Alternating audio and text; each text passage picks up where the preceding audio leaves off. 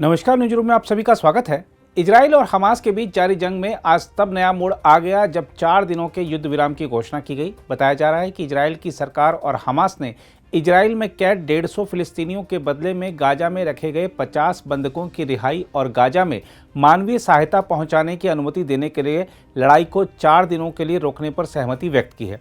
हम आपको बता दें कि इजराइल और हमास के बीच चल रही गुप्त वार्ता में कतर मध्यस्थता कर रहा था। कतर के अधिकारियों ने इस बात की पुष्टि की है कि 4 दिनों का युद्ध विराम हो गया है। बताया जा रहा है कि इस युद्ध विराम को कराने में अमेरिका की भी बड़ी भूमिका रही है, क्योंकि हमास ने जिन लोगों को बंधक बनाया हुआ है उसमें कुछ अमेरिकी भी हैं। माना जाता है कि हमास ने 200 से अधिक लोगों को बंधक बना रखा है।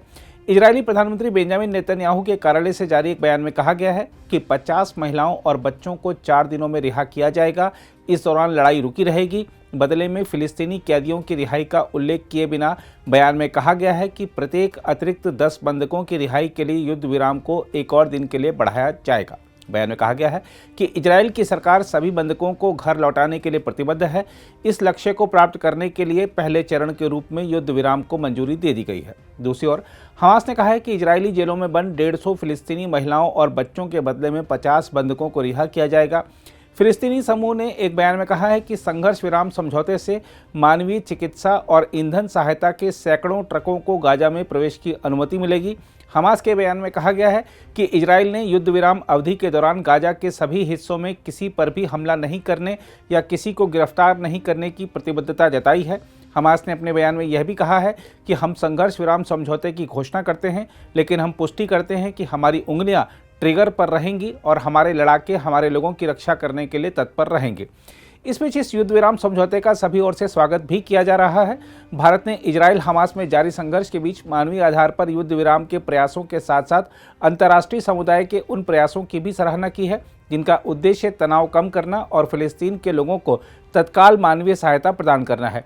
गाजा पट्टी में मानवीय दशा को लेकर संयुक्त राष्ट्र महासभा में पूर्ण सत्र की अनौपचारिक बैठक में संयुक्त राष्ट्र में भारत की स्थायी प्रतिनिधि रुचिरा कंबोज ने जोर देकर कहा कि भारतीय नेतृत्व का संदेश स्पष्ट और सुसंगत रहा है। कंबोज ने कहा, भारत अंतर्राष्ट्रीय समुदाय के उन सभी प्रयासों का स्वागत करता है जो संघर्ष को कम करने की दिशा में हैं और फिलिस्तीन के लोगों को तत्काल मानवीय सहायता प्रदान करने की अनुमति देते हों। वहीं अमेरिकी राष्ट्रपति जो बाइडेन ने कहा है कि वह इस समझौते का स्वागत करते हैं।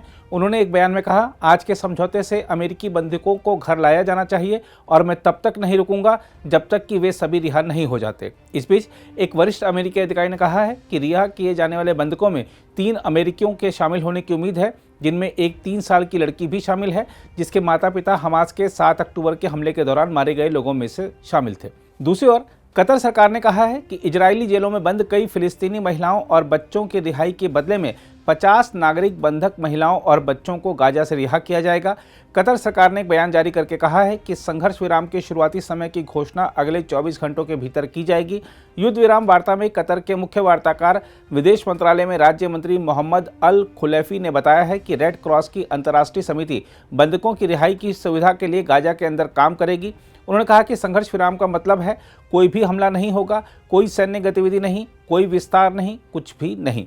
अल खुलैफी ने कहा कि कतर को उम्मीद है कि यह समझौता एक बड़े समझौते और गोलीबारी की स्थायी समाप्ति का आधार रखेगा। उधर गाजा के अधिकारियों के अनुसार यह समझौता युद्ध का पहला संघर्ष विराम है। गाजा के अधिकारियों का कहना है कि इजरायली बमबारी ने हमास शासित गाजा के बड़े हिस्से को तबाह कर दिया है, जिससे घनी आबादी वाले छोटे इलाके में 13,300 नागरिक मारे गए और 2.3 मिलियन लोगों में से लगभग 2/3 लोग बेघर हो गए। इस बीच इजराइल सरकार ने कहा है कि जिन बंधकों की रिहाई होनी है उनमें इजरायली नागरिकों के अलावा आधे से अधिक बंधकों के पास America, Thailand, Britain, France, Argentina, Germany, Chile, Spain और पुर्तगाल सहित लगभग 40 देशों की विदेशी और दोहरी नागरिकता थी। इजरायली मीडिया ने कहा है कि बंधकों की पहली रिहाई गुरुवार को होने की उम्मीद है।